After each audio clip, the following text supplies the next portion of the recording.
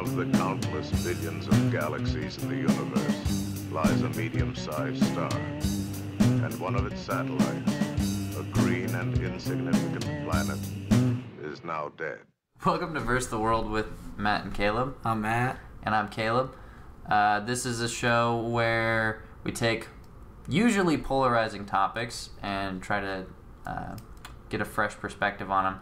This week, however, we're going to be talking about lucid dreaming with one of our oldest friends, Evan. So this one's just going to be for fun because this is something we've all had some experience with and we all enjoy. But first, Matt, what's new this week? Well, me and Evan were getting into, having a little political discussion. I thought it'd be interesting to kind of further it on here to see what your point of view on the whole thing was. But obviously, just while it's still maybe relevant, there's all this stuff going on with the immigration and border patrol and all that. That's what I was actually going to talk about. Oh, really? Yeah. Okay, well, it might be a long discussion anyway, but I think it's an interesting thing. I'm kind of impartial overall because I don't know enough about border patrol, immigration. I just don't know a lot about it. Mm-hmm. But from what I was seeing, just from looking at media and stuff, with all this thing of separation from families, mm-hmm. I was kind of on the bandwagon of like, yeah, this is fucked up. Like, man, separating kids, that's messed up. And I didn't really see a lot of the arguments I was seeing on the conservative side of it was like, just kind of the typical rhetoric, so it was hard to take anything seriously. But I think I saw something that was more of a legit, actually, well, hey, let's look at it, instead of it being like a meme type thing of like, libtards are so stupid, don't you get, But and I think someone was kind of making good points. It's like, well, I kind of added this in myself, but it was based off of an argument someone made. But it's sort of like, well, if parents here in the U.S. who are citizens or whatever break the law, mm-hmm. and they're going to jail, the kids get detained, right? Yeah. It's not like they're just left alone somewhere, so I guess maybe they could be with family, other family. I'm not sure. I'm kind of ignorant overall on this topic, but it did make me think, there are instances here where if someone breaks the law, the children could be detained, mm-hmm. So it's sort of like, maybe the parents shouldn't be breaking the law, because that's what you'd say if some parents were doing meth or something and now their kids have to go into foster care or some fucked up system. You'd be like, what, shitty parents, why don't and I know it obviously it's different a little bit on the border because you have people who are maybe trying to get a better life for their family, mm-hmm. and that's the way they think they can do it. But there's a certain part of me that's like, it is law, and you are breaking the law, and that your kids could be taken away in the process. It's a risk-reward thing, but I don't know. So some part of me is like, well, you're breaking the law, and what else are they going to do? I don't know what, and this is where I'll get from you guys because I don't know a lot about it, but I wonder what the alternative is.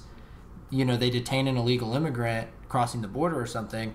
What are they supposed to do, mm-hmm. with the kids? I don't really know. So that's just my hot take on it. I just don't. I'm not really on either side right now. Yeah, so this is an issue that's been pretty relevant in the media lately, but I haven't... It seemed like one of those ones that just, hot button issues that just spikes up and then you don't know if it's going to be there next week or not. So I kind of was like, I'm going to wait before I do research, and maybe we'll do it as a topic, but I don't want to hit it right now. Mm-hmm. So I haven't studied the whole separating families issue out well enough. You do make a good point. It's like they're doing something illegal. I from what I've heard on the other side of the argument is mostly that the living conditions for the kids, where the kids are being kept, mm-hmm. is the problem. But it's like, well, but they're breaking the law, and most of the push seems to be coming from the group that kind of has this no borders mentality, which is really prevalent in all northern or western countries right now, but it's super dangerous. That's not a change that you can just make within a couple of years and it not drastically affect society.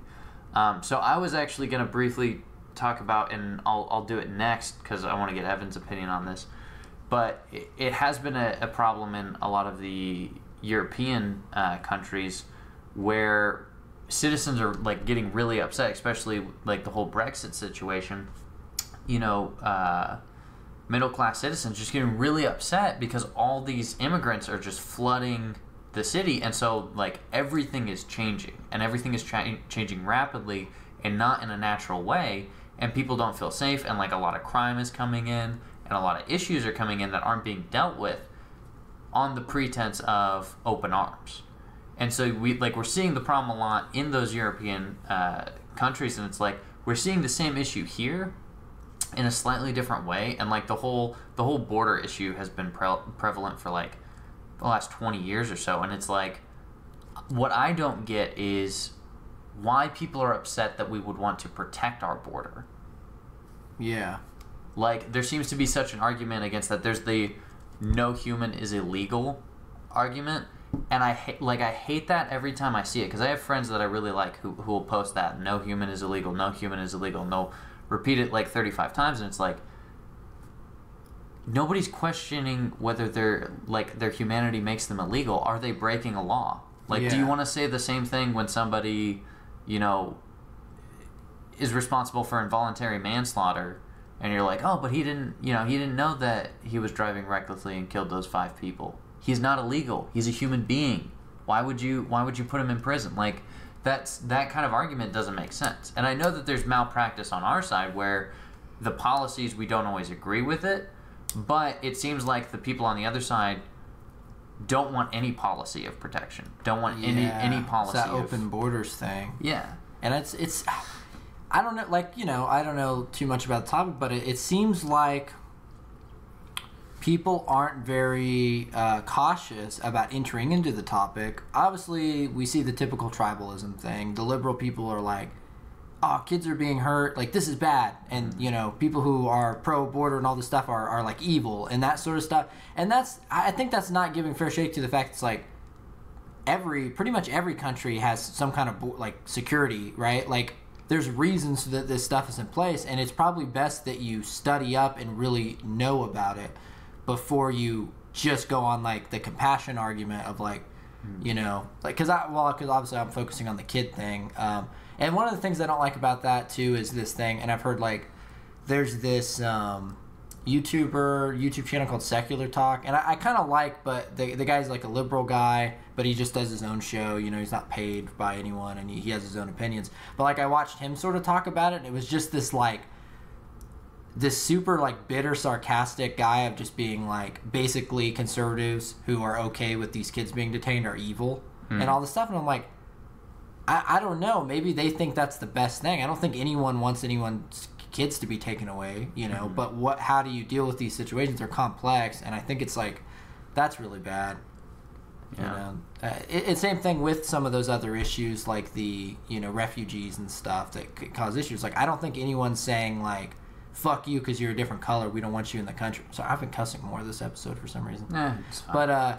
But I guess it feels more laid back because Evan's here. But well, and I'm tired. I've been out in the sun all day. Yeah. But the refugee thing, it's like people act like, you know, that thing of, oh, you're a different color, this is racism, stuff like that. I'm like, no, there's actually some issues with that sort of stuff. I'm not saying, like, obviously these people can come from horrible situations. That's not good. I don't want that for them. But also you want to, like, it's just trying to find the best solution. It's not even like a moral thing. I think everyone morally is mostly probably on the same page. Yeah. As far as actual people. So, I don't know. It's maybe more complex than people make it. That whole thing of, like, no human is illegal and just, like, open borders, it's like, that seems like such a basic, simple way of looking at it when it's such a complicated issue. To just be like, just open the borders up. Yeah. I don't know. Evan, what do you think about it? Which one do you want me to get at first? The separation of the family? Sure. Well, I think there's a number of issues you got to think of when you're separating, you know. As a parent, whenever you illegally immigrate to a country, you're putting your kids in that position yourself. You know, so they're taking their responsibility away from the parents and putting it on our government or whatever official that is the face of the organization. You know, it's a complicated issue of how to handle it because you have, you know, some kids that are coming into the country without their parents. And we can't just let them loose on the streets. We got to do something Yeah. about that. You know, and like you said, if you commit a crime, you're more than likely going to be separated from your children. But I think what's being blown out of proportion is they're acting like they're sending the families back separate into Mexico. And in most cases, they're reunited before they deport them. Yeah, I imagine that's probably how it goes. So, I mean, these are holding centers that they're keeping these children detained in. Not all of them are as horrible as the picture they showed from 2014. I mean, I've seen pictures where it looks like just an average rec center with bunk beds set up, and you know, you're not going to give them a 5-star hotel living experience. Do we know what triggered this all of a sudden? Was it done more frequently? Was there a news story broken about it? Because it has been practiced for a while now. I've seen that it was actually, wasn't it like Bill Clinton originally put this stuff into motion, and it was going on during the Obama administration? Maybe it's the fact that Trump, obviously it's like maybe people are narrowing in on it of the Trump hatred stuff. There does seem to be a little bit, and this is getting into a whole nother thing, so we're just going to move on from it, but there does seem to be a little bit of, since everybody's against Trump, we can turn public opinion on this issue and this issue and this issue, and people will relate it to Trump's presidency instead of this being a long-running practice. I know part of it was like images that maybe it might have just been a small thing where some, you know, maybe more liberal person, you know, because there's images of like a kid crying and being taken away. Like, I know there's a couple of like source images that were like kind of sparked something where people were like, "Whoa, this is inhumane." But there wasn't like a specific instance or anything, like an outbreak or like a massive flooding of immigration. It's a good question. You probably come off super ignorant about it. I don't remember. Well, that's the thing. Some of these things I can't ever get to the source of like what started them. Like, clearly this has been a long running issue, but why did I just start seeing everybody like hooting and hollering about it like 2 weeks ago? Well, this blew up, I believe, a couple weeks ago when there was a photo shared from 2014 that showed 2 Hispanic children that were sleeping in what looked like a cage. Like a chain link cage. Yeah. That was the first thing I saw, and then it all just exploded. I was going to point out, and I was looking it up to get the facts right because I was talking to Evan about it earlier, did you guys see that thing where all these protesters of ICE, which is what, immigration control, whatever, they were like all these protesters were protesting something that was going on, and it turned out they were actually trying to break up a child sex trafficking thing, and all these liberal people were protesting it. Maybe not liberal, but just people on you know, protesting it. And I was like, this is why you should probably, instead of just jumping onto the bandwagon, you should probably figure stuff out. Yeah. Because now you're getting in the way. Because that's not the immigration. That's not all they do is stop people from coming over the border. They have to deal with drug trafficking and sex trafficking and that shit, which is, you know, and so when you just jump on to protest them, and now you're protesting the people who are trying to break up a sex trafficking ring. Yeah, well, it's like do some research. ICE and the NRA both got like immediately demonized when issues were brought up, and it's like, why are these organizations suddenly evil? Like, you disagree with them, you disagree with their practices because they're involved in the gun rights issue and they're involved in the immigration issue.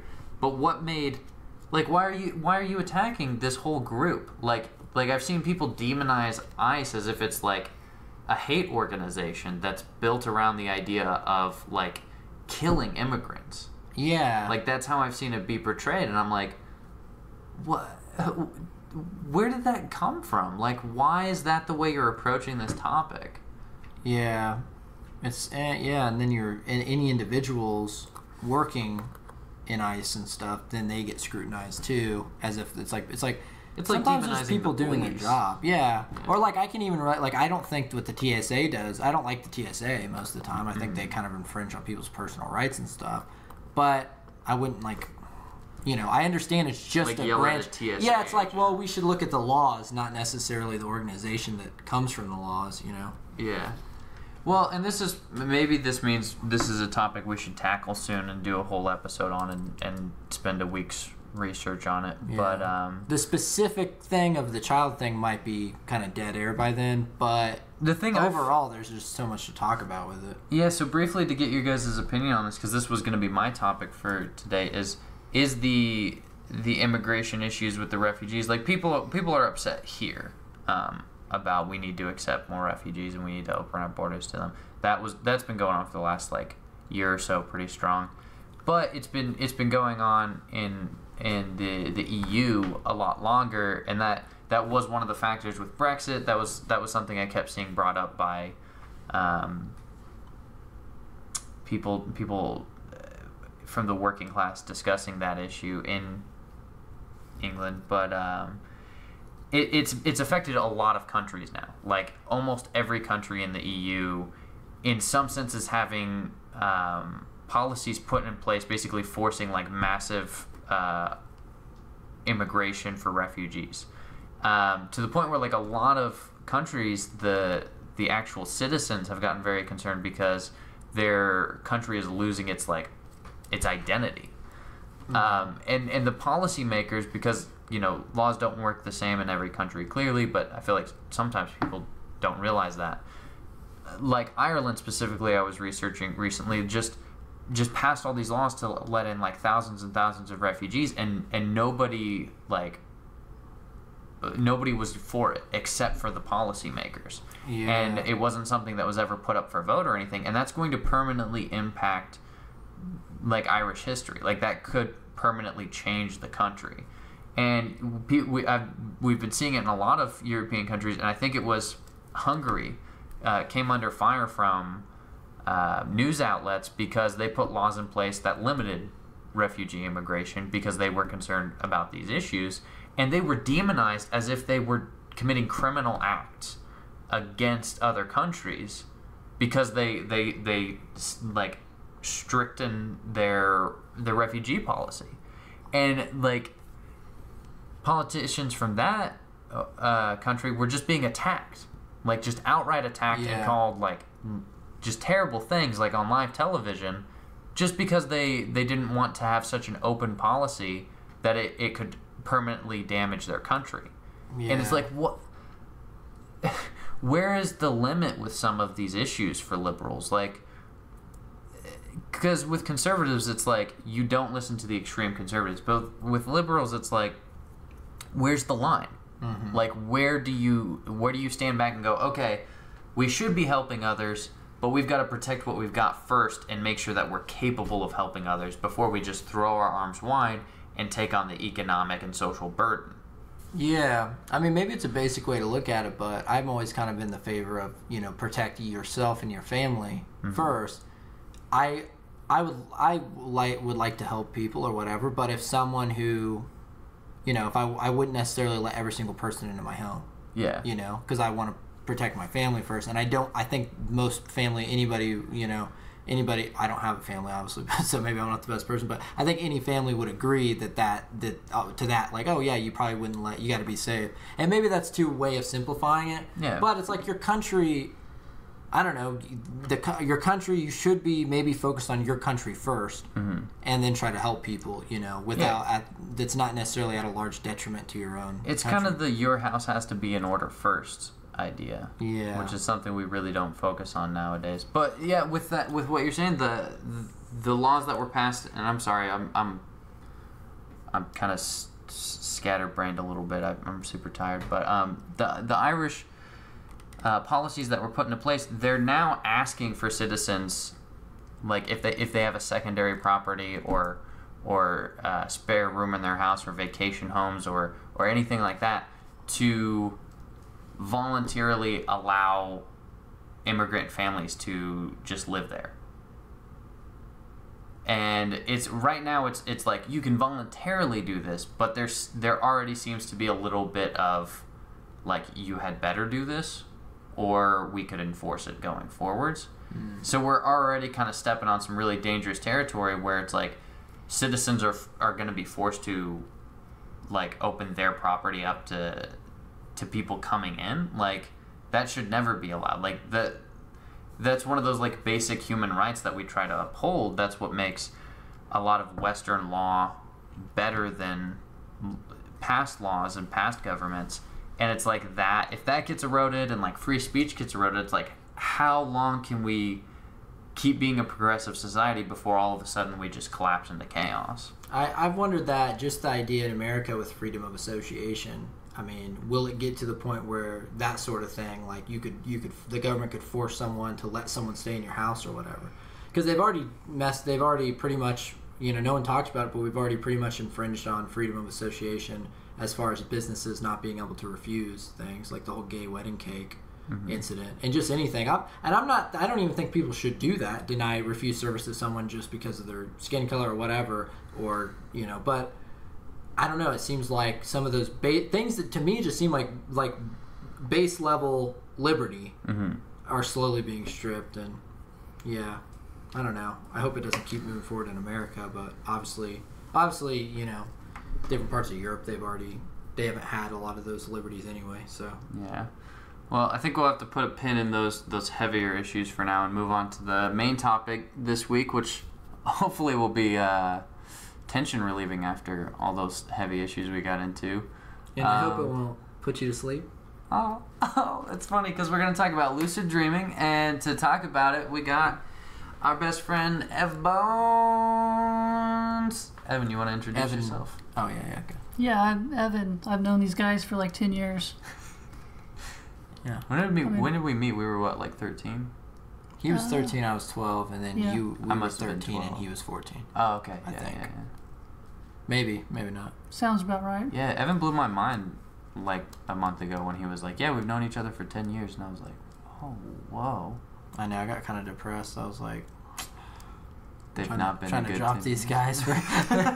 No, so anyway, Evan, I don't know if you want to just dive into lucid dreaming, maybe your experience with it. Well, give us a little background on yourself first.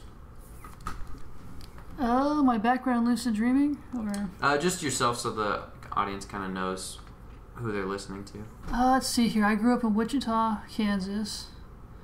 I'm 24, and I have a background in studying a lot of things of the mind, including hypnosis and NLP.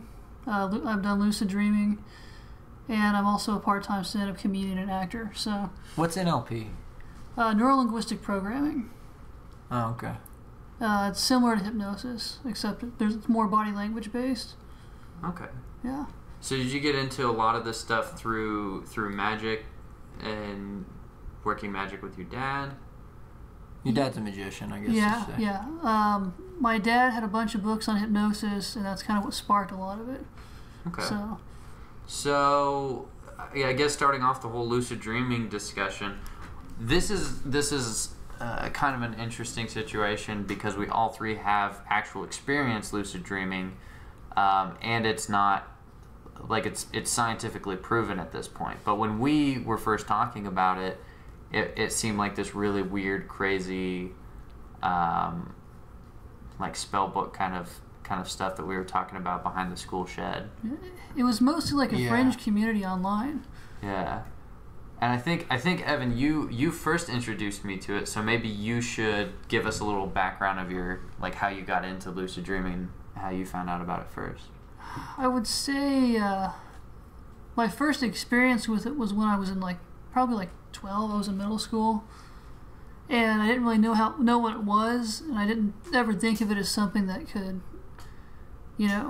be induced. I didn't know there was a community behind it. Then finally I'd say around 15 or 16, I did some research on the internet, picked up some books from the library, and started really studying the techniques behind it.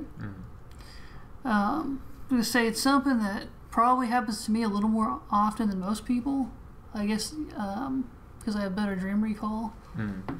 But so I guess to quickly say for the listeners who've never heard of this before, lucid dreaming is a phenomenon that's probably been around as long as intelligent man, where basically you become aware that you're dreaming as you're in the dream and you're able to take control of what's going on around you.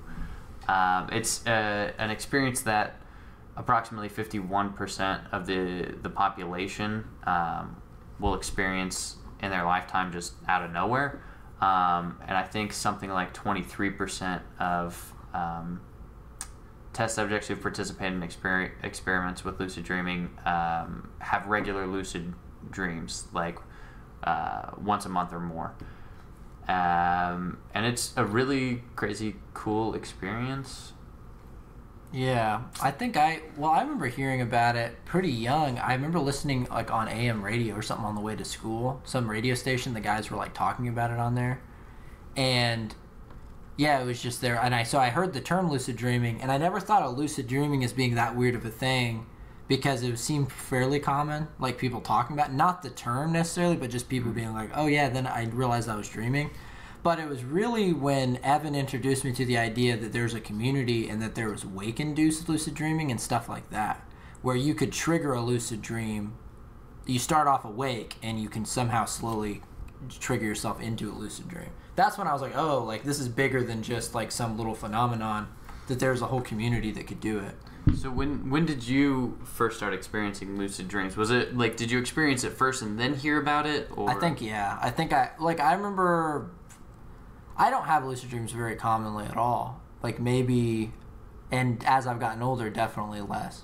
So probably nowadays it's like maybe every 3 to 6 months or something I might have a lucid dream. And I'm not even like super lucid dreaming. It's usually like I'm aware I'm dreaming. I can control some of it, but I can't control all of it. Anytime it does happen, I'm not like complete control. But I do remember as a kid like talking to my older brother about it, things like that, where it's like, okay, this is a thing, and then later I heard the term, they were talking about it on the radio, and I was like, oh, okay, there's actually a name for this. But I never even thought about it as a super weird phenomena until I heard all the other stuff, wild, like wake-induced lucid dream, and all the stuff connected to it. I guess, and then my experience, I have the opposite experience where I never really experienced, I mean, I probably had dreams where I was like more aware that I was in a dream than not. But it was really hearing you and Evan talk about it in school that I kind of like, it kind of piqued my interest. It sounded like just a weird like ultimate virtual reality, and I was like, ooh, this sounds pretty interesting. So I was probably 14 or 15 at the time, and once I heard Evan talking about it, I kind of went and did my own research, watched like 3 or 4 videos, and then for like a week started trying to lucid dream, and the video I had watched explains how to do it wake-induced, where you start out awake and you lay in bed, and I guess you do something along the lines of deep meditation is probably what it's like, but you actively like keep focused so that you're conscious the whole time, and then like your body starts to fall asleep around you, and then you slip into a dream, and that's what I tried to do. And that's how I had like my first experience, which was probably a weirder way to start off than most people. So it seemed like this just like crazy, like almost acid trip experience for me. Yeah. It's also weird to note because most people who do lucid dream, it's not very often. And a lot of it for me was like reading all that stuff of here's tips on how you lucid dream. Like the basics of it was that you always want to get better at dream recall, so it's all about like writing down your dreams when you wake up, which I was always too lazy to do consistently. But I thought it was interesting to note that Eric, our producer, he said anytime he dreams it's a lucid dream, every time. Oh yeah, I forgot about that. Yeah, and I thought that was really weird. But he said he doesn't dream that often. He can never usually remember his dreams, but when he is dreaming, it's lucid. Like, that's pretty interesting. Because for me, it's just really rare these days. How frequent do you lucid dream, Evan? Is it something you have to work at to do, or does it just happen? I'd put it at 1 to 3 times a month. Wow, that's pretty good. Yeah. That's if I have a good month.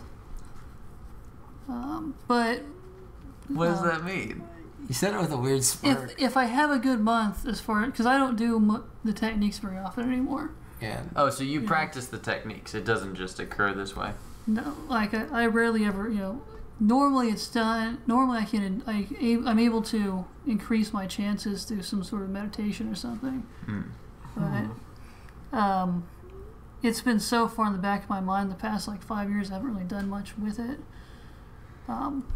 So why don't, if you guys can recall, why don't we start with our first major lucid dream experience? Because this was something we used to swap notes about back in middle school. Yeah.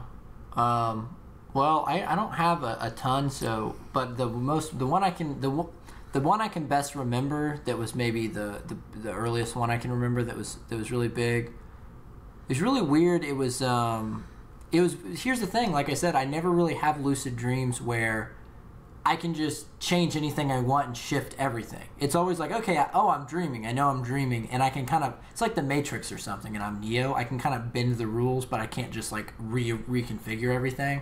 Mm-hmm. It's like, so, like I remember one where I was in the middle of a dream already, and then I realized I was dreaming, and when I first realized it, I was like, okay, first I got to try not to wake up. So I tried to like, that's what I always have to do, because most of the time I realize I'm dreaming and then I wake up.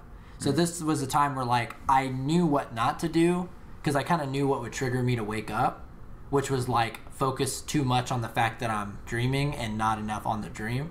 So I would kind of, like, remember that I was at first able to, like, this is what I couldn't change is I was on a dirt road. So I was a dirt road out in, like, what looked like a wasteland, like, you know, Mad Max or something. And then I couldn't change that, but I could sort of spawn things in. So I spawned a car in, but Evan was in the car driving this like red Corvette, and no offense, but I didn't want you there. You just happened to be in the car. So it's always like halfway in control. I'm like, oh, I need a vehicle to move around. So it's like I spawn in this car, and then Evan's in the car. I'm like, okay, I guess Evan's driving. And then I was like, well, wait a minute. It was like I was slowly breaking the layers. Like it's like I was like, well, wait a minute. This is a dream. Why do I need a car? So I started flying. And I was like, oh, this is dumb. Why did I like spawn in a car when I can fly? Then the dream got less and less, not lucid. I was still lucid, but I got less and less in control. So I flew to a city nearby, and then I just remembered these like, you know, something you'd see in Spider-Man, like these sort of robot spider creatures, like flying around buildings, like jumping off buildings and attacking me. And I couldn't like, oh, I don't want you here, you know. And like, oh, I'm going to spawn in hot babes instead or something. It was like, no, like they're here and I can't do anything about it. But I can fly and I can do shit myself. So like I was like shooting fireballs and stuff because I could control that. Wow. Yeah, so it was a really wicked, cool dream. But basically it just got less and less in control until I woke up. And a lot of the times that's kind of how it goes for me. I'm not very good at controlling the dreams, but I can become aware. When you woke up, was your bed wet? No. I was gonna make a joke, but just no, it wasn't. I was sweaty. Evan, do you wanna tell your like first major lucid dream, or like the most memorable? The one that's PG. Yeah, because we know what you do in your lucid dreams. The first one where I really nailed it, and like that joke. Yeah, what? Did you just say in basic training? No, like, where I really nailed it and just like intentionally did it. Right.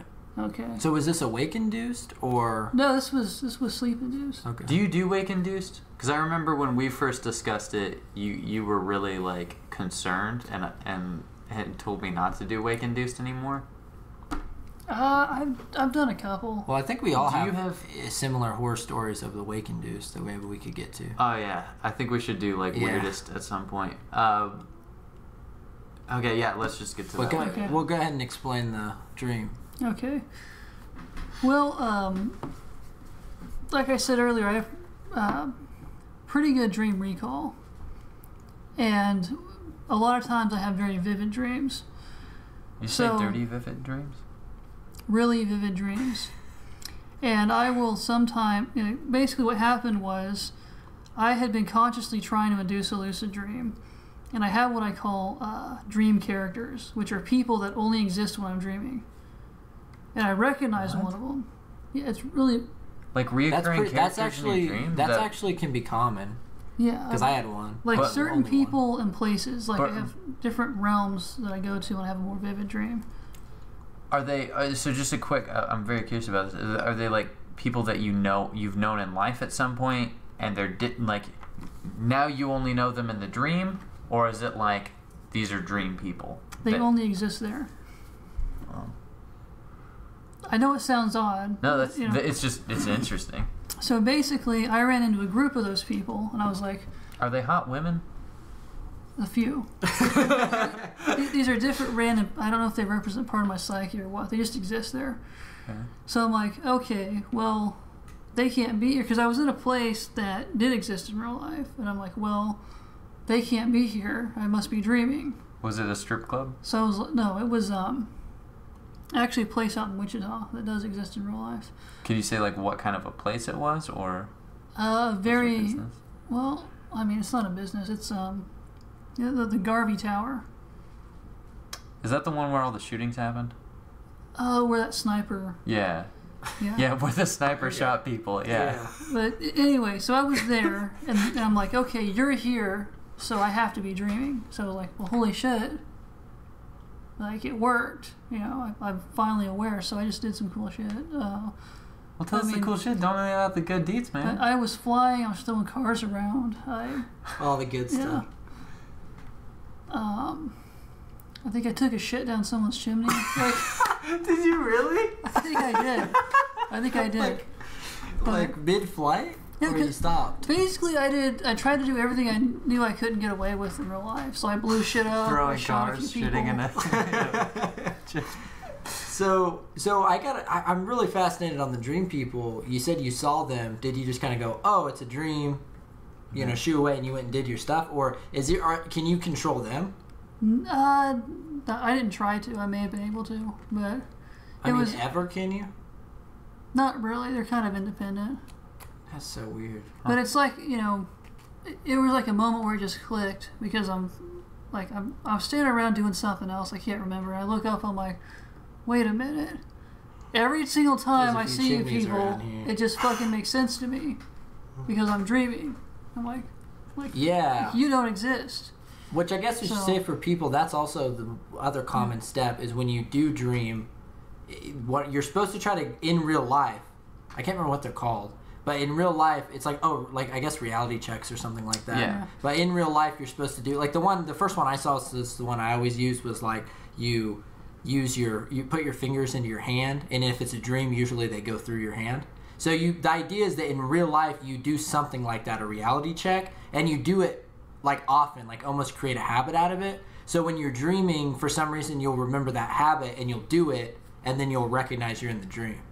So for you, it was almost like you just saw these people and knew it wasn't even a reality check. It was just like, oh, these people aren't real. Well, and that seems to be how lucid dreaming always happens, which is why people encourage reality checks. Is it's using the mechanism that gives you awareness in the dream, and you give yourself more opportunities to see something that stands out. I'm explaining it to the listeners, not to you guys. I know you know. Yeah, so... Okay, so I've only had like 3 really big experiences. I don't remember what the first... Well, I remember the first one, but it didn't end up working right. But probably the one that really like blew my mind was I had been keeping a dream journal, which is a weird thing to do.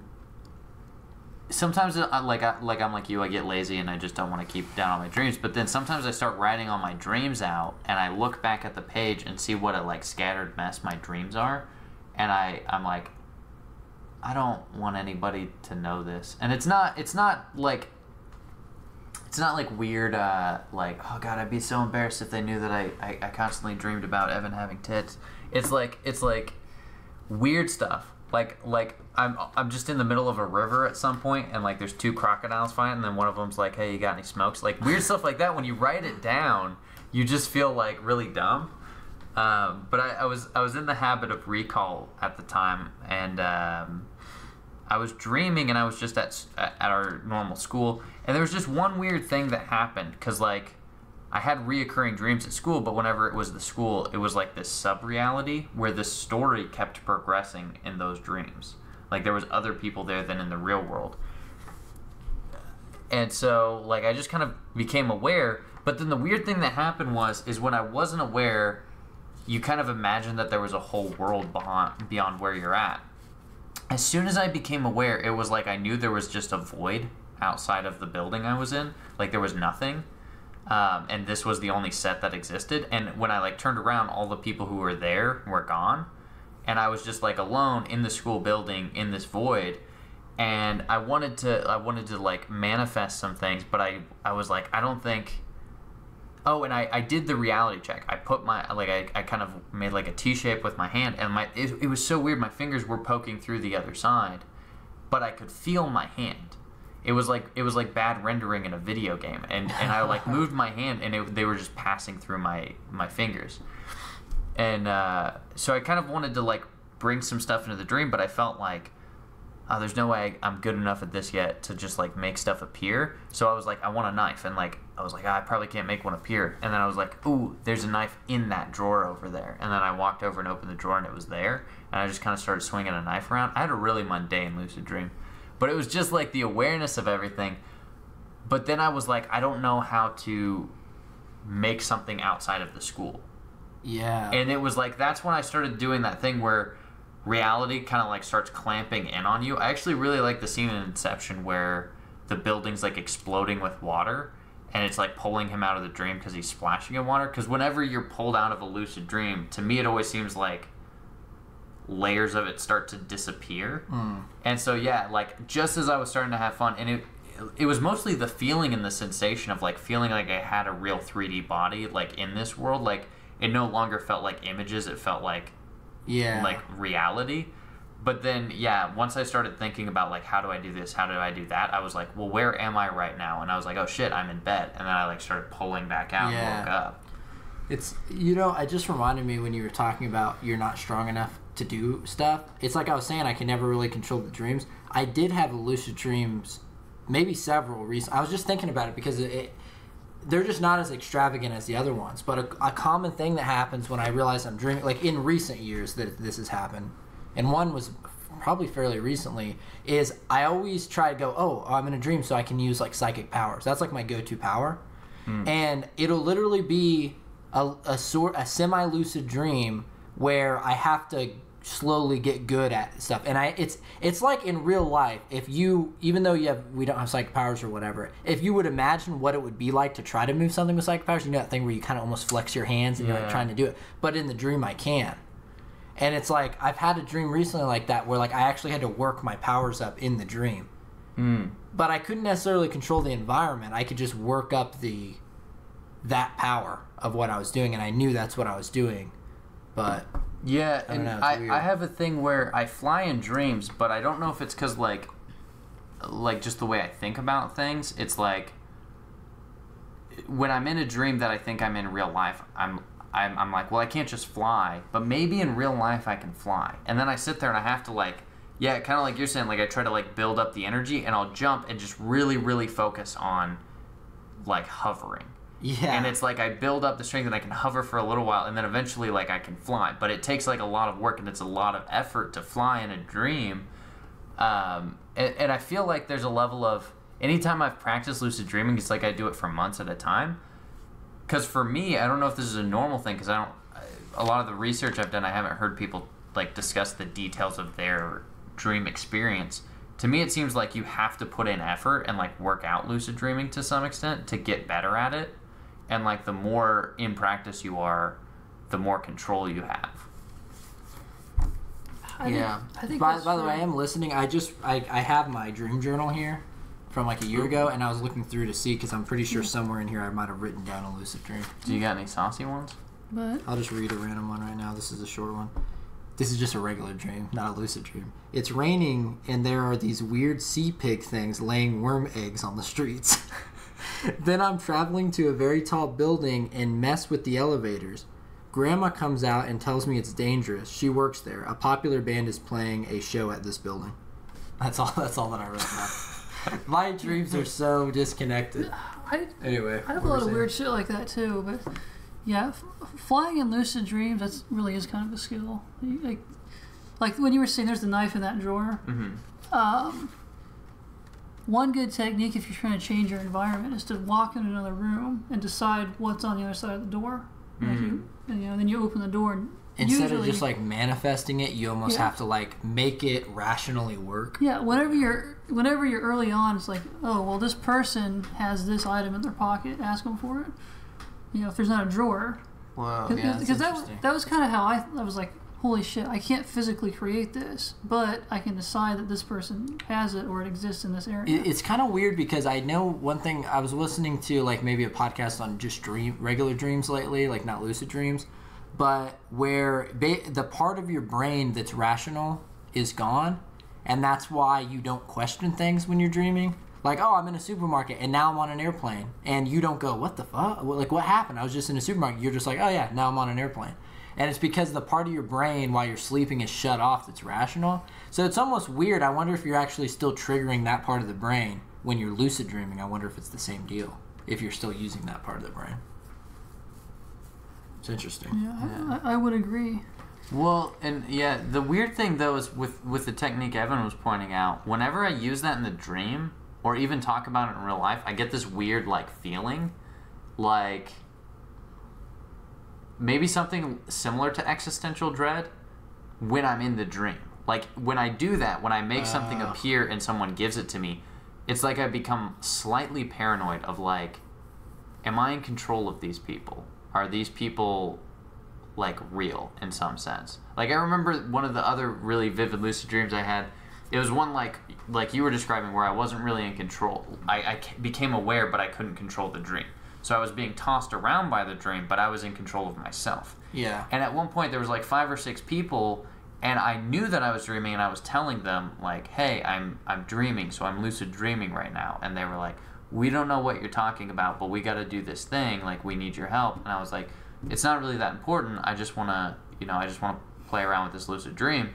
And they were like, you're being really weird, Caleb. Like, we've got to do this thing now. And I was like, I don't want to deal with this. And I, like, flew off. And they all, like, started freaking out. Like, holy shit, he's flying. And then they, like, started chasing me. And I remember, like, really weirdly, like, I sat down on a lamppost, like, on top of a street lamp. And I was just sitting there, like, kind of keep using my hover abilities to keep it from, like, sagging. Yeah. And it was raining. And I just remember there was, like, 5 or 6 people looking up at me, like asking me how all this stuff was happening, and I was like, I don't know how to explain to you, like, I never knew that this was gonna be such a burden. And then I woke up, and it was just this really weird, like, experience. Yeah. It's I guess I was going to talk about it. It's kind of interesting, lucid dreams, because I've looked before, and there's scientific experiments, like, obviously people experience them, like, they're not lying about experiencing the dreams, but it almost, because there are some people who go, oh, well, there's no actual evidence that lucid dreaming is a thing. Mm-hmm. But what I found was there was one experiment by Dr. Keith Hearn in 1975, and he did a weird experiment where it was REM sleep, and what he did was he had a test subject, if they became aware, if they're lucid dreaming, to move their eyes in a certain pattern.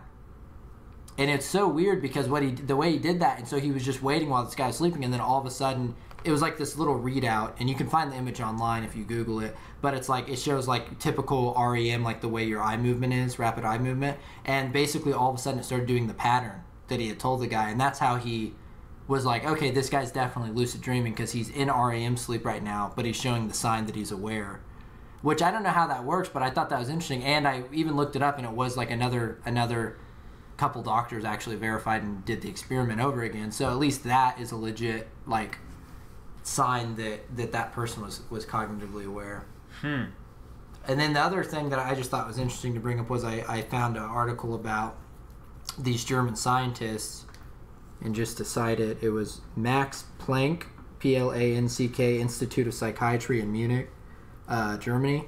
And basically they did all these experiments where they figured out people who lucid dream frequently, as opposed to people who don't, have a slight difference in volume of their anterior prefrontal cortex, which is really weird. And I guess that's the part of your brain that is self-reflection and being able to, like, understand yourself and adjust things in your life or something. I thought that was really interesting.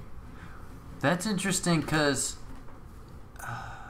it's such a weird thing when you start to discuss self-reflection and whether it's like a learned behavior or like a level of awareness that might be limited by brain function. Yeah. Because that's something I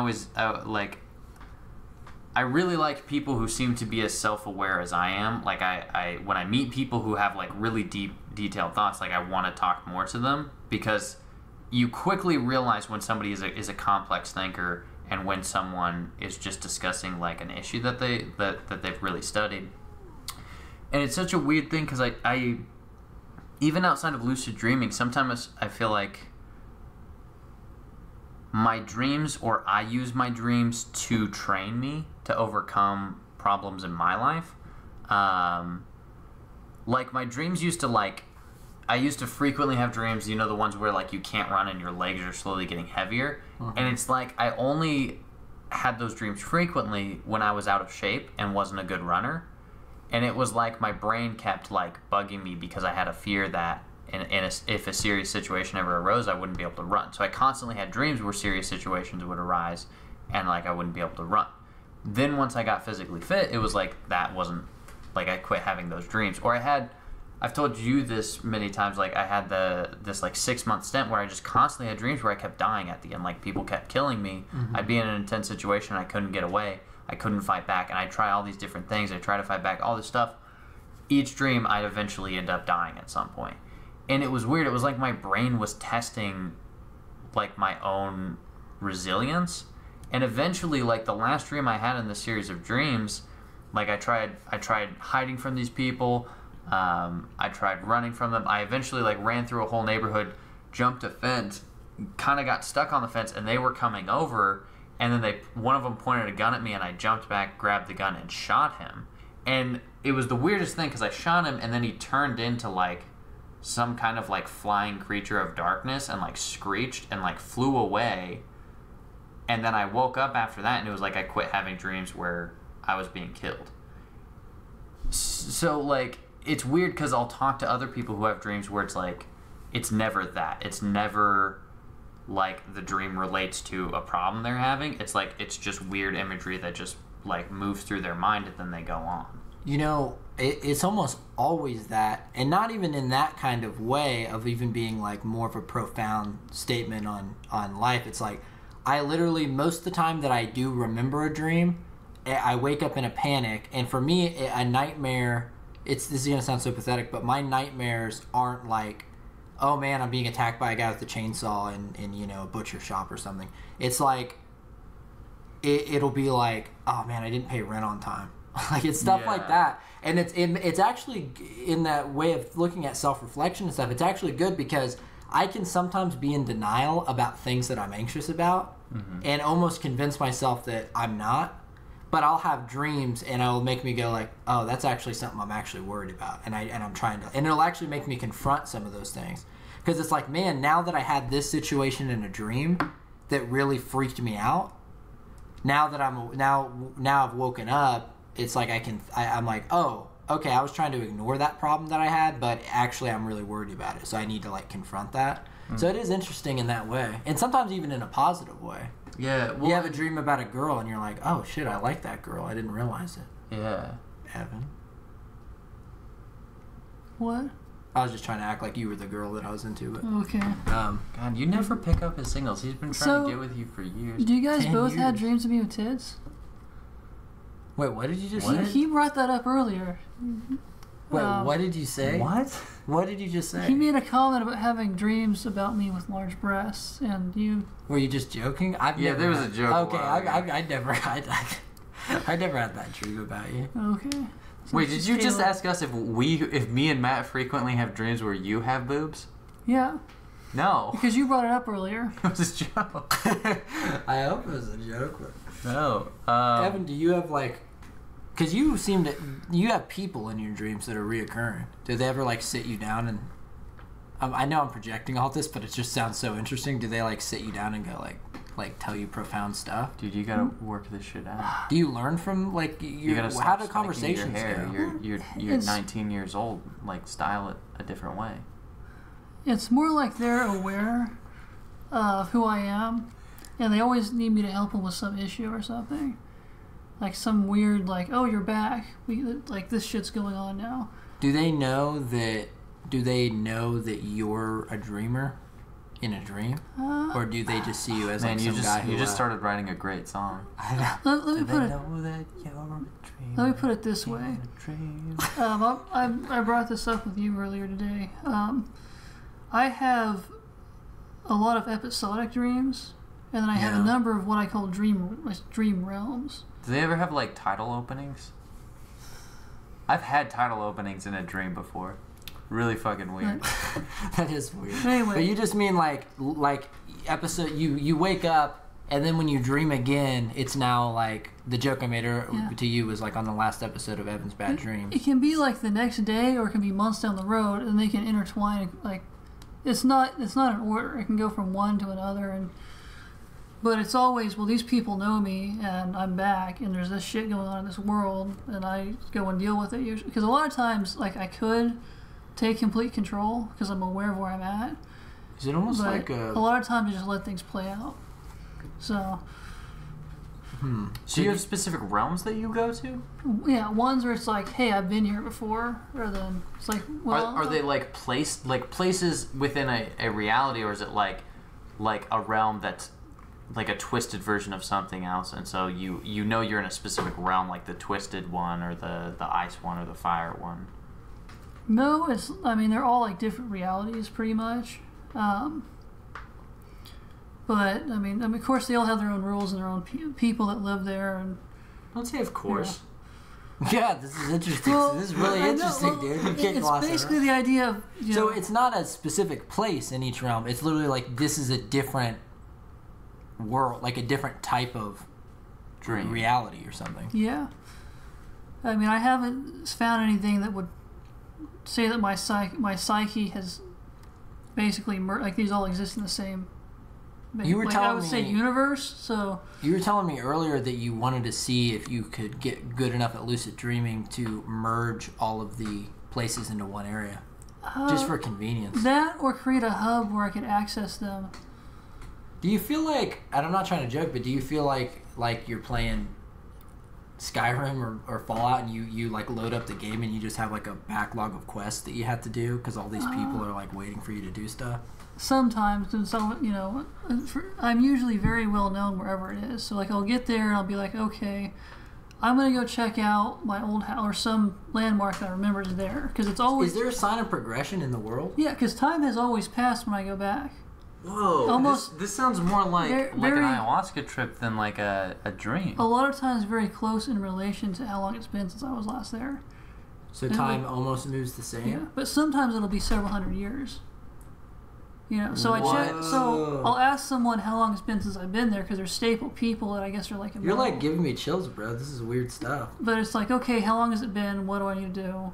I go to this particular landmark that I know is going to be there, because if certain things have already changed, there's always going to be that.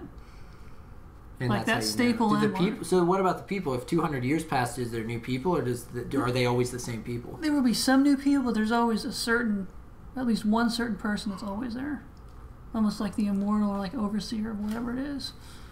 Because I always get a sense that they've been waiting for me to show up again. Like they just knew I was going to be there. That is so strange. Yeah, it's like you dream in like a youth fiction series. That's what I was thinking. This whole thing sounds like a pretty good. You should write a screenplay or something. I'd say books would work better for dream Yeah. imagery, And then eventually it would be inevitably made into a movie. right, but it Yeah. won't be very good. I don't know, maybe I'll get a crossover episode at some point, but it hasn't happened yet.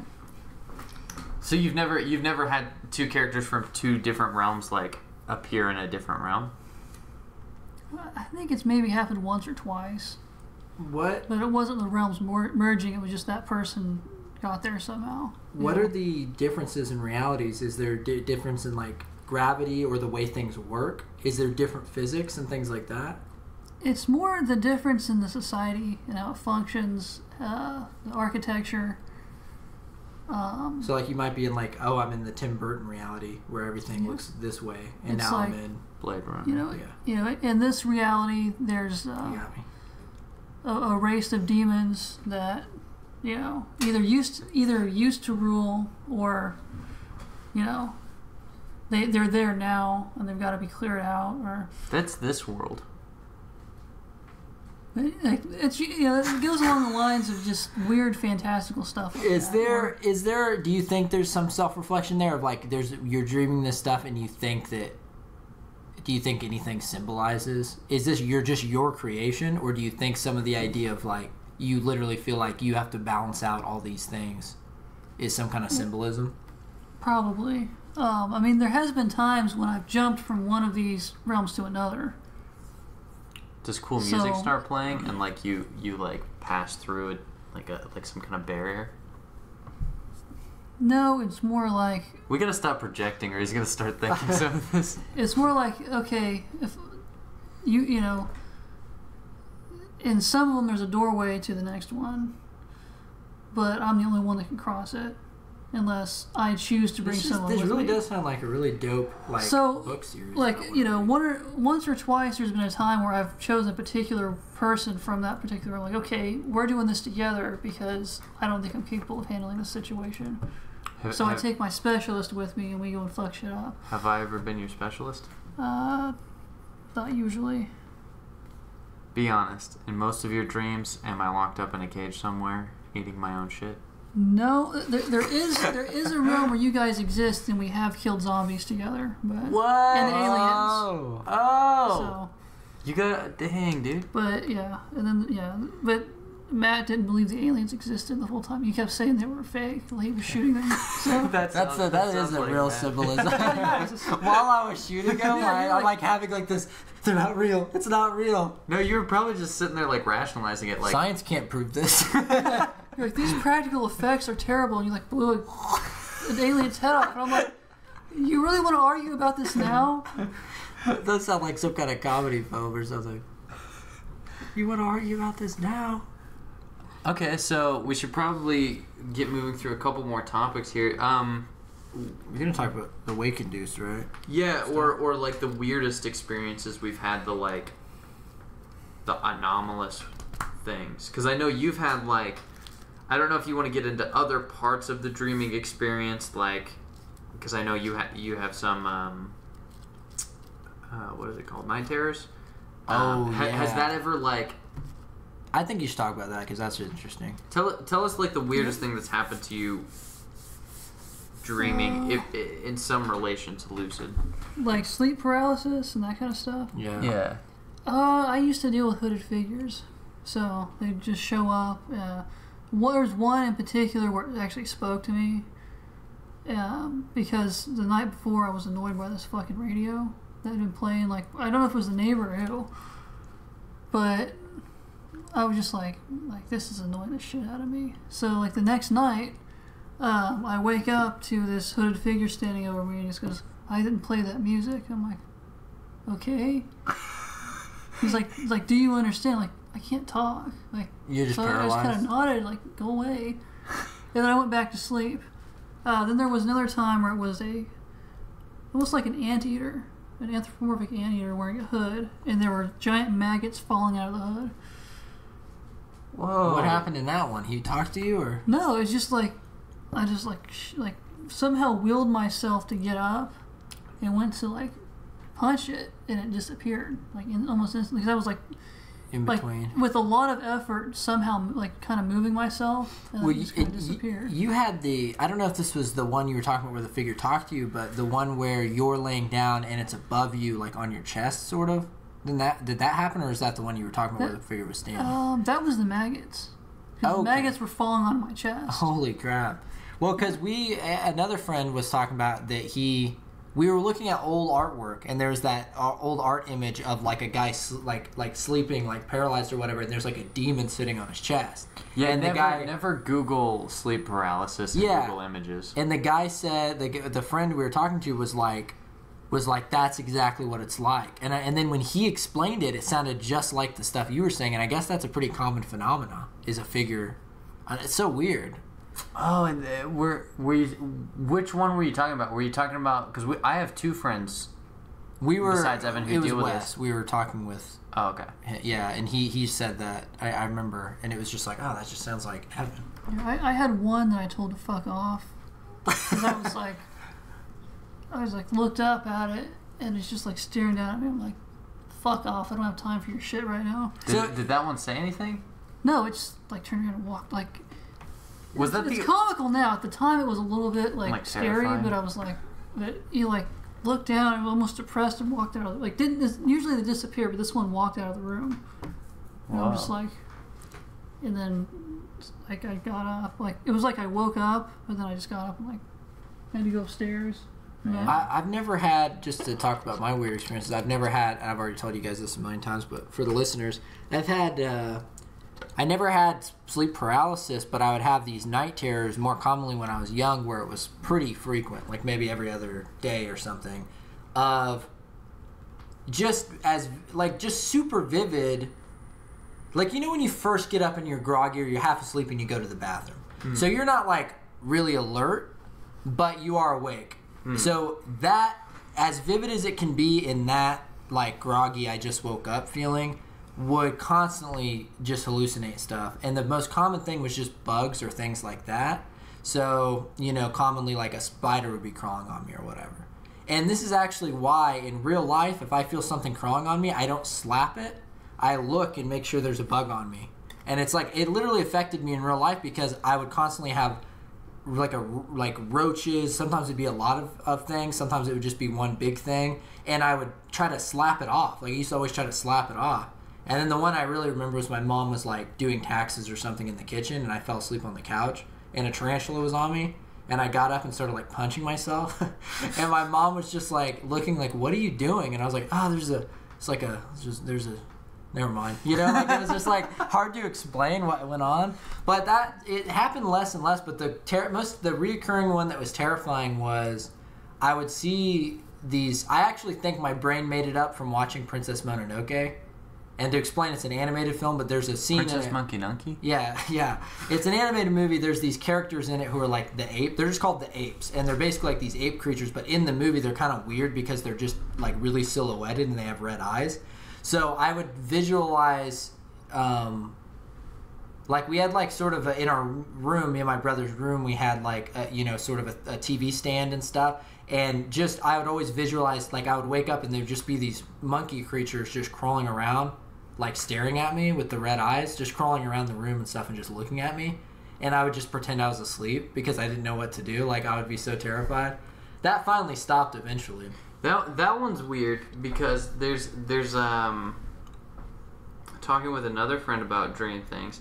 There's a pretty common occurrence. There's like the shadow people, which a lot of people see, and it's pretty frequent that regardless of the shape they take on, like they have like red eyes, and those are like the two defining features of shadow people is their silhouette. Yeah, silhouette, and they have red eyes. Yeah. And then of course I have sleepwalking issues, and it's got like recently I've told you guys about. I keep getting up and hiding stuff from myself. That is really weird. I didn't hear about that. You haven't heard about this? No. I got up. I have like my main like kind of blanket on my bed, and I have like another blanket depending on how, like, you know, I'm specific about how hot or cold it is. And one time I woke up and I just couldn't find the other blanket. I was like, where did it go? And I looked around and I'm like, this is so weird. Did I throw it? Because sometimes if I'm like really hot in the middle of the night, I might throw something. Like, get this off or whatever. I couldn't find it, and I finally found it in the corner of my room. I have like a guitar case, like it's not a hard one. It's like a soft one, and like tucked behind it, folded neatly, was the blanket. And so I was like, what is going on? And then I was like, I guess I hit it because I've had it. My family can tell you, like, I have experienced sleepwalk. I don't know if I ever sleepwalk around you, but I'm sure I maybe slept talked or whatever. But then I can't remember what the other thing was I hid. I think it was the blanket again. I hid it somewhere else in the room, but this time I remembered doing it. I remember being like barely, and I remember in my room, like, the bed's in the corner of the room, like facing the door. I remember getting up and there was someone standing in the doorway. Sounds creepy, but there was someone standing in the doorway and I had to hide it from them. So I got up to hide the blanket from whoever was standing in my room, and then I went back to sleep. That's so weird. And then I couldn't find my headphones for 2 days. I was getting really pissed off. And there's one drawer on my dresser that's just empty. I just don't have anything in there. And I finally was just like, I don't know. And I checked in there and it was in there. So I'm pretty sure I hid it. And then update, nothing happened for about 2 weeks. I woke up, this was like the day before yesterday. I woke up and one of my blankets just didn't have the pillowcase on it. And I was like, this is weird. Why? And it's hard to get the pillowcase on and off. And I was looking around and I kind of was reaching down the cracks in my bed and I felt it. And I don't know how I pulled this one off. The half of the blanket was under my bed with just a little bit poking out, or not the blanket, the pillowcase was poking out. And so somehow I in the middle of the night, took the pillowcase off the blanket and put it under my bed, which means I probably had to lift it up or I just had to spend a long time tucking it under there. Because my bed's flat to the ground and I have a frame. That's it. We're doing it. We're putting a camera up in your. I have a webcam and I really do want to film it. Maybe we can post it on the Verse the World site. I think we should use one of those like hunting cameras, one of those cheap like infrared where it once it senses movement it records. Yeah, wonder how much that would be. I think they're like $50-$60 at like hunting supplies. Might be good to have anyway. But so yeah. my weirdest one, it doesn't live up to the hype of that. I have weird dream things, like the kind of nightmares that wake me up aren't like you said. Like I've had dreams where like being chased with someone with a chainsaw is like kind of terrifying, but usually I'm trying to like figure out how to get out of the situation. Like that's not terrifying enough to wake me up. That's just off-putting. But I have the things that bother me most in dreams are like sounds or like movie effects. Like I think you were talking one time about like watching a really weird movie where there was like just a face on the screen like directly talking to you or something. Yeah. But sometimes my dreams will play out with movie moments. Like if I were to see the anteater that you were talking about, I'd probably start to hear like a loud like swarming sound like building like as I'm seeing it. So things that bother me in dreams, like I remember one time when I was like 11 or something, I got terrified because the dream that I was having was really stupid. It was like I saw a Bible, like there was a weird scripture in the Bible that's like not in the Bible. It zoomed into it and transitioned to like a guy like with long dreads like standing in like this all white room, and then he quickly like turned around as there was just this loud boom, and it woke me up and terrified me because I couldn't figure out how I could possibly have like dreamed a sound that loud that it hurt my ears. Like I woke up like covering my ears, scared, like, and that bothers me way more than seeing something terrifying in a dream. Yeah. Or like a person just suddenly start whispering nonsense to me in a dream will just freak me the fuck out. But the weird experience I had lucid dreaming, which I've told the story to death to you guys, so I'll try and make it interesting, is the first time I really started doing wake-induced lucid dreaming. It was probably like 3 or 4 nights in succession of trying it. And it's like you have to sit there for like an hour or two, just not moving at all. And then there's this catch where your brain tests you to see if you're asleep, and you'll get this like crazy, almost like fire ants level like urge, like I just have to fucking roll over. If I don't roll over, I think I'm never gonna go to sleep. And it just gets louder and louder. And if you never roll over, all of a sudden it just stops, and it's like your brain like knows you're asleep, and then that's when like the kind of paralysis starts to set in. So I've done it before where I make it to the point where my whole body like starts to get heavy, which is a really weird sensation where it's like you're being compressed into your bed like heavier and heavier, and you feel like maybe I'll never move again. And then once you're like there, you start to lose your sense of verticality. You start feeling the bed so much that you start to question whether you're upright pressed against a bed or laying down. And it's like once you hit that point, it's like your eyelids become like this giant dome to your eyes, and you're like looking all around this like entire hemisphere. And then you start getting the impulse to like roll over. So I've made it to that point like 2 or 3 times and ended up rolling over or fell asleep because I couldn't keep my mind focused. The one time I like just straight went through, it was really weird because I reached that point and I was like looking around the blackness, like the black behind your eyelids, and it's like it's always like really close to you. Like if you think about it, like that blackness you see when your eyes are closed is really, really close. And it was like all of a sudden it just like expanded outwards in all directions. But as it was expanding outwards, it was leaving like shapes. Like it was leaving where my dresser was and like all this other stuff, and it just like exploded outward. And I just kind of like got this sense of like I'm floating in like endlessness. Like my whole body was tingling. I felt like maybe I was moving my arms, but I wasn't sure. Like I couldn't even tell anymore when I was moving my body and when I wasn't. And then for like 5 minutes, it felt like nothing existed except for my head. I completely lost like awareness of my body, and I couldn't feel anything except my head. It's like only my head existed, which is what makes me think that I was doing some form of meditation on accident instead of lucid dreaming. And then when that happened, I just started feeling all these weird sensations, and then it was like I was just floating in my hallway. I looked down, I wasn't standing, I was floating, and I could like see my body, but I was just glowing blue, and like my hands were just like these blue semi-translucent like things in front of me, but I was in my hallway and the light was off, like just the way it was. And like the door to my room was closed, so like I was just kind of like, oh, how did I get here?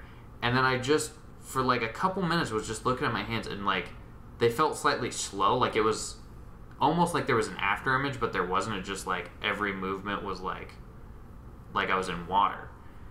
And I just remember thinking like, this is really weird. This isn't what I thought lucid dreaming was going to be like.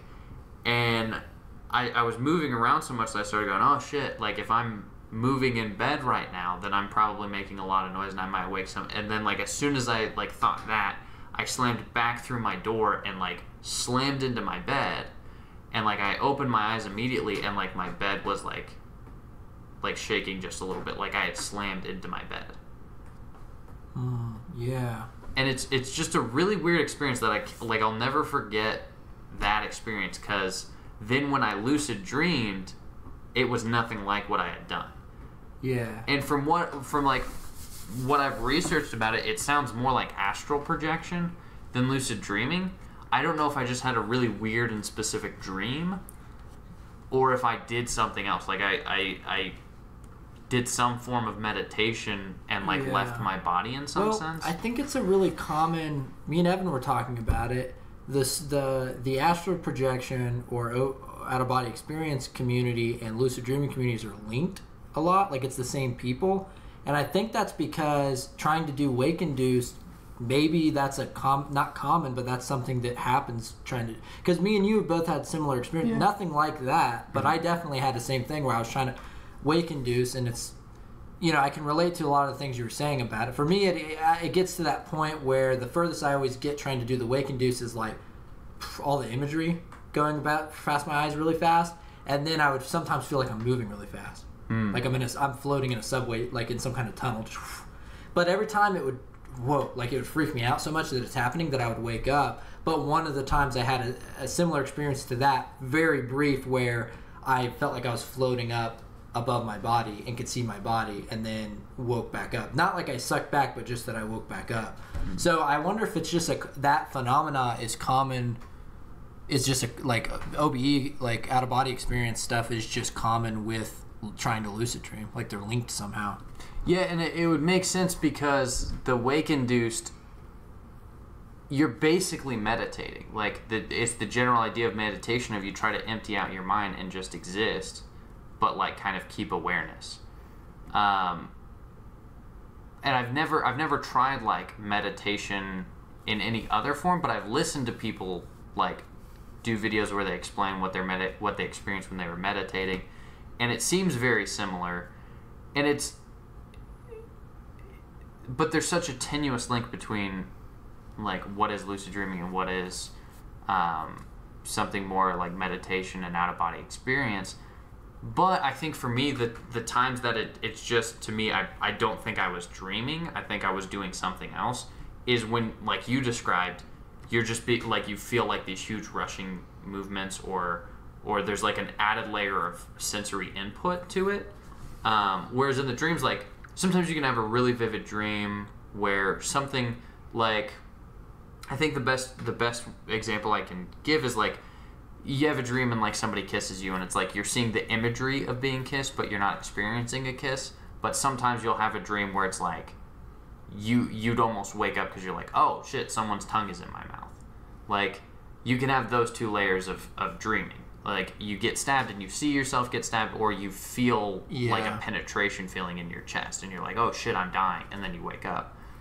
In this other thing, anytime I've experienced, it's like I not only do I feel the sensation of those things, I almost feel myself. Like, I still feel like a body is present. I have some form that's sensing all of this. I had a remote viewing type experience one time.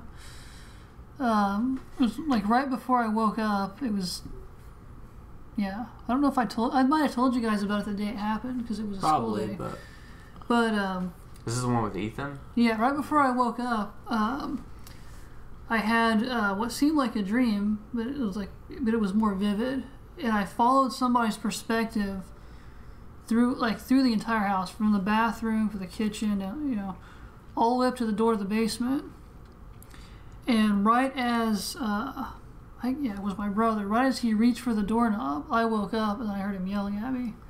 It's like immediately, almost in time with him walking. What it would have taken him to walk through the house, and it was really weird. Cause, right as I woke up. Oh, you were in the basement. I was in the basement. Okay, yeah. Sorry, I was in the basement. So he was coming sleeping. to talk to you. Yeah. Yeah, right as he opened up the door, I woke up and I heard him yelling at me. Did you see, because you were following his perspective, did you see yourself in bed before you woke up? Or? No, I just saw him. I saw the door opening right before because he didn't come down the stairs. He just kind of yelled at me. Oh, okay.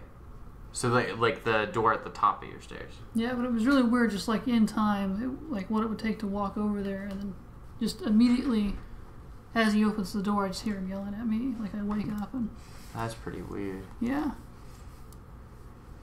Yeah, see, because we were talking, I think on the show at one point, about OBEs, and like you can sense it in the brain, or they can pick up neurological outputs.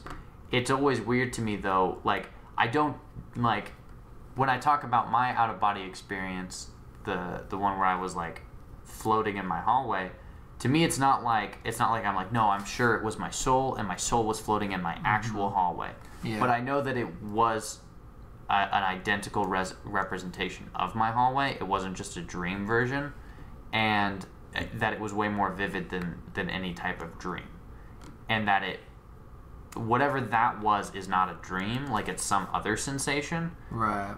And so it's like, I don't like equate it to, oh, I had an out-of-body spiritual experience, but it is like, I can't explain that in the same way I can explain all these other instances. Yeah. So even when they detect like the input or the neurological impulses in the brain, it's like, is that just your brain recording the information, the visual information? It's a little different than them detecting it happening. They can make it happen.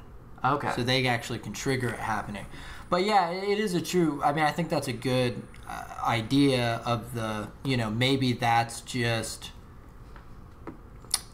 It's like, okay, this might be more of an explanation of how it happens, not necessarily whether it's literally happening. I obviously... I don't think any people who have out-of-body experiences... I'm not saying that I don't think they do. I just don't think it's actually like some kind of... They're actually leaving their body and viewing things. Just because I don't know, I don't know. I think the thing for me is that there should be a way to test that, and the door's always open, but no one in who say they can remote view or things like that have ever been able to actually do it, testing it. Well, there has been a couple recorded lab instances, especially with the CIA, with some of the documents released in the Freedom of Information Act a few years ago. There was an instance of, I think, 6 successive tests with someone who claimed to be able to remote view, and they were testing him with LSD. This is back in the 70s, but the documentation wasn't released to the public until 2016 17, I think. Yeah. And it like they did test him, and he was able to describe what a person was pointing to in a book, no matter how far away they moved that other individual. So there is some consecutively, like just every single time. I'd have to check out. I'd have to look at it. I'd be interested to see. Yeah. So there is some limited data, but it is a thing where it's like it is kind of a rare occurrence of someone who actually claims. There's a lot of claims, but it's a rare occurrence of someone who actually is like, no, this is a thing I do and I control it. Yeah. And usually those people don't talk about it. I think that Evan made a good point about it, is that you can't, like, most of the time people have those experiences, they're not triggering it to happen. So it's more like you can't really choose that it's going to happen. It's just sort of something where, like lucid dreaming, well, I guess that's a little different. Some people might be able to always lucid dream, but for the most part, it's like even if you do all the dream recall and do the stuff, you don't know when it's going to happen. So therefore, because the thing I would say, so I think it's the thing that I would say is if people can do that, I mean, the Amazing Randy has had his $1 million challenge, and it's like, okay, just go do it and scrutinize under the test and do it, and if it's verified, then you can be a millionaire. And a lot of times the people psychics and all the people who say these sort of things, they always say, well, I don't need the money. It's like, okay, so you wouldn't take $1 million to donate to a charity or something? Like, So that's sort of the scrutiny there. It's I don't know, but maybe I'd have to look into those documents about the guy, because that sounds pretty interesting. Yeah. If the guy can do it, I'll see if I can find a direct link to those specific case files, because you have to sort through all the like thousands of documents on the page. That's also the only way to prove astral projection. It'd be very similar to lucid dreaming, is you'd put something like a number in another room and they'd have to go and be able to read it and come back and tell you what it said. And it'd have to outweigh chance. That's one thing that the remote viewing thing is, a lot of times they'll do these courses of trying to tell people like, I have an image here, and people will draw and try to draw the thing, and they'll be like, and then someone will be like, they'll show the drawing and it's like, look, doesn't that look like it was Stonehenge? And it's like with things like that, sometimes people forget that just by chance you can be right a lot with ESP and stuff like that. So it also have to be more than chance would give you, more than just the roll of the dice could get you. So it had to be almost like a 6-digit number plastered, something really specific, in a door frame, like down the hall or something. Yeah. Have you guys watched The Men Who Stare at Goats? Yeah, we watched it together. There was a test very similar that was done like that. But this was like way back in the 40s, and it was still easier to con people. So I don't know. Yeah, well, that's the other thing too, is like, and when it comes to psychics, like the thing with me is I know how dirty that is. Yeah, exactly. Because that's how you pick up chicks. I mean, I met the guy that fooled Harvard for 3 years. They actually legitimately thought he was a psychic. I think that's the thing for me is like, it always seems like there's some people who figure it out, so they figure out like mentalism. There's some people who could try to say, like, could look at mentalism and go, oh, this guy can do that, right? Like, read your mind and write it down and that sort of thing. And then when you dig in, you kind of figure out the sort of the trick to mentalism and psychics and things like that. You're like, oh, like, this is just really clever tricks. And so I think, the astral projection thing's a little bit different, in the sense that it's something that a lot of people experience. And it's obvious that they're, like OBEs and operating table and stuff, it's obviously that those people aren't lying. They have the experience. The question is whether or not it's in their head and they're just hallucinating or imagining it, or they actually are floating above the body. So I'm always open to finding ways of testing that and proving it. It's just like, so far it's just, there's not a lot to it. So it's I don't know. It's a really interesting subject. Yeah. Well, I think we're kind of winding down here. Is there anything else you guys want to hit on before we say our last words on it? I think I'm good. I mean, unless you want another story or some other tangent. Well, that's you the thing. Is so actively. Because it's all tangents for me and all, stories that I have of my personal experience. So. I mean, that's sort of the whole thing. It's interesting. I guess that's why it's different than the rest of our podcasts. It's not like a polarizing subject or even something that's an opinionated thing. It's really just like looking at kind of personal experiences on the subject. Yeah. But, How... last question, Evan. like, by volume, like percentage, how many of your lucid dreams are about sex? I'd say between 50 and 65%. You were Wow. okay. You're honest. I don't know that I like would mentally like be capable if I successfully lucid dream to like try and like make a sexual situation arise out of it. Like I don't even have that many sexual dreams. Well, I have some that's- information on this, but I think we should save it for the bro show. That's But the thing. I don't always want to do that whenever I'm lucid dreaming. Like maybe usually there's another activity I want to engage in. You know? Well, only 40 to 50% of the time. Yeah. Okay. Well, I think that pretty much wraps up our discussion of lucid dreaming. Evan, did you want to promote anything before you go? Not really. You can catch me at Barleycorns every other Tuesday in Wichita, Kansas. Evan Rada. At the open mics, Evan Rada. Yeah. I do stand-up comedy, so yeah. It's as good as that last segment was. That's about as as descriptive as I'm gonna get. Okay, well, thank you so much for being on the show, Evan. We know it was hard for you to make it out here for this, so we really appreciate that. Matt,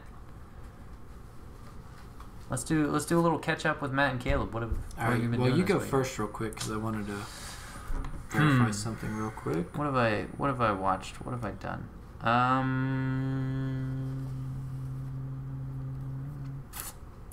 I haven't read much.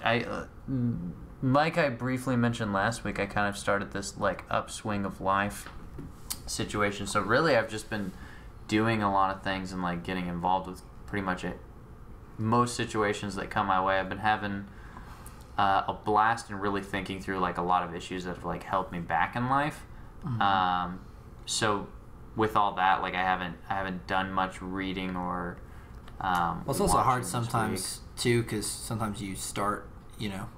I don't know about most people. I don't usually, unless it's short or I'm really into it. I don't usually read a book in a week. Yeah. So. Well, I finally got my hands on what seems to be a pretty decent collection of extra biblical texts, and so I'm planning. The other Bible. That's what. Yeah, that's the one other thing. Bible. Yeah. Have I talked about that on the show? No.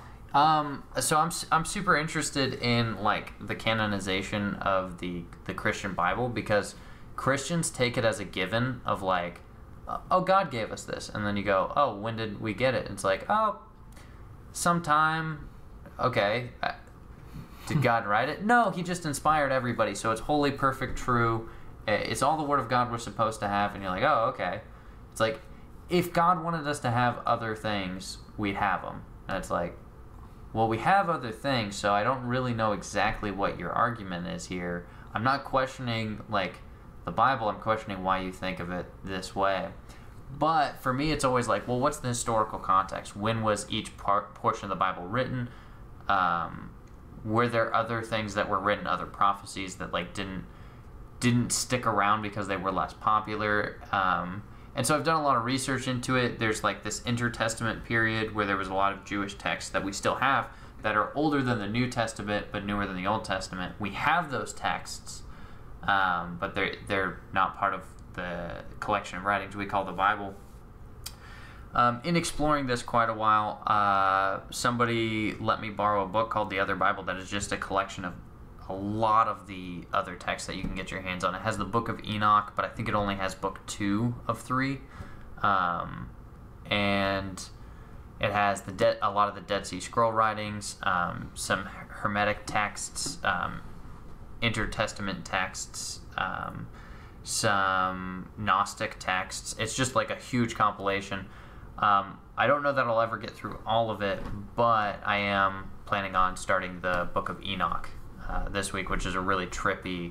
I've researched it some. It's this really trippy book that basically like, it's this guy who's like I saw God, and God gave me all the information of the universe, and like I filled all these books with it, and like I'm writing this like last book to you to tell to this like future generation that will live in a terrible time. It's Sounds a like really he was weird on book. DMT. Yeah, no, it really does. A lot of Graham Hancock's discussion of religion and DMT, a lot of it equates back to Enoch, or the Book of Enoch. So that's something I'm really excited about reading this week. I'm in the middle of a lot of books lately. Audiobooks are great because what do they call it? Found time or whatever is where you can listen to something while you're doing something else. And so I can listen to music at work, so I have potential to listen to like maybe a full book in like a couple days probably. So I've been trying to take advantage of that, and I've gone over some. I already talked about some last week. I'm still listening to Carl Sagan's book, The Demon Haunted World. I really like that book. I've mentioned some excerpts from it last time, and one of the things I like about Sagan, he's a skeptic and a scientist. He really comes at the whole thing in such a understandable way of why people might believe in pseudoscience and things like that, or just whatever stuff, and like, because he has a part in the book where he's just talking about I feel like maybe I talked about this last time. Anyway, he just has a really great approach of he's not making enemies with people that he maybe disagrees with, or people who believe certain things, but he's just a good teacher. So it's a really interesting book. And he also, one of the things I always question within skepticism is sometimes it's like, is it worth it? Why do you need to? What's the point really of arguing with someone about whether Area 51 was real? Is there a point to like that besides it being kind of fun? Debunking that stuff can be fun to think about, just like conspiracies and things, and thinking about those things are fun. But he's made some good cases in the book that I think are really interesting about the morality of skepticism because of how it moves society forward and the great technologies and stuff we discover. So, but there's a lot to it. It's been interesting. I haven't finished it yet. I wanted to mention it because I read some of it yesterday, and I plan to read the whole thing. I'll try not to go on too much of a tangent about it. There's this computer game that I've always heard about. It's like a cult classic game. It's called I Have No Mouth But I Must Scream, and it's a horror game. And it was a point-and-click game that came out in like 98, 97 or 8. And I've been wanting to try to get a hold of it. Well, it's based on a book. The book is the same name, I Have No Mouth But I Must Scream, by Harlan Ellison. And I guess the guy is just like kind of a horror writer, kind of an existential writer, and also, just like sci-fi horror. Well, he talks about basically I read the first few pages of the book, but the thing that the whole book is about, basically Russia and China and America had some huge world war with weapons and stuff, and AI was developed. And basically this one AI took over the entire world and killed everybody except for 5 humans who he tortures in a simulation constantly. So the book starts off where there's 5 people left in the simulation. Some of their friends have died. And I think it's a simulation, but this AI is just constantly torturing them. And they even, from what I read the first few pages, they're like, we've been here for like over 100 years now, and we're just constantly tortured and starved like all the time by this like AI that hates humanity. And it's such a bone-chilling thing.